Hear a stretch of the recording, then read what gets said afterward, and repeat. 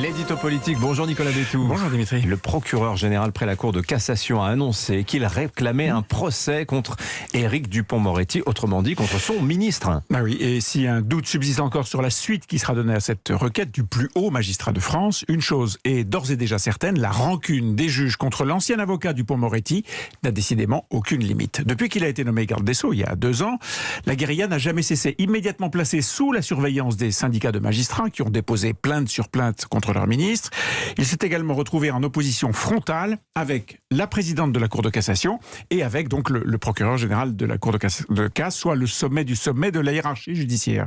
Et comme Éric Dupond-Moretti n'a pas l'âme d'un faible, cette confrontation tous azimuts, y compris avec une large dimension personnelle, eh bien, elle a vraiment été explosive. Alors, l'affaire pour laquelle il pourrait être renvoyé devant la justice concerne un ancien conflit avec des juges du temps où il était une star du barreau. Voilà, le ministère public estime qu'il y a des charges suffisantes pour penser qu'une fois devenu ministre de la Justice, maître Dupond-Moretti n'a pas hésité à régler ses comptes d'avocat avec des magistrats auxquels il était jadis opposé. Un conflit d'intérêts, une prise illégale d'intérêts caractérisée. Alors évidemment, il s'en défend vigoureusement. Et nous, simples citoyens au service desquels devrait être la justice, nous ne pouvons qu'être effarés du côté totalement ubuesque de cette situation. Un ministre de la Justice, patron de l'administration judiciaire, menacé d'être traîné devant un tribunal par l'une des têtes de sa propre administration. C'est pas banal comme situation. Ouais, sauf que c'est peut-être en fait une illustration de l'indépendance de la justice, Nicolas. Alors c'est vrai, mais cette affaire atteint de telles proportions qu'elle pourrait plutôt devenir une parfaite illustration de la dérive suivie par la magistrature au nom justement de cette indépendance.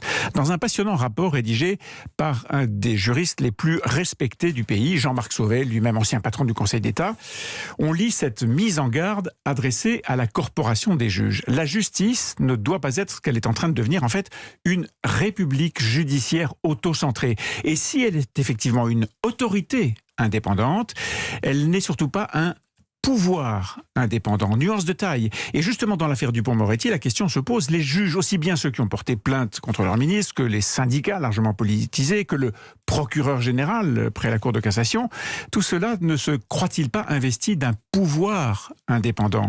C'est un peu l'avenir de la justice qui se trouve en filigrane dans cette question. Avec le temps, les juges ne se sont-ils pas érigés en puissance intouchable? Sont-ils infaillibles, hors d'atteinte de tout contre-pouvoir?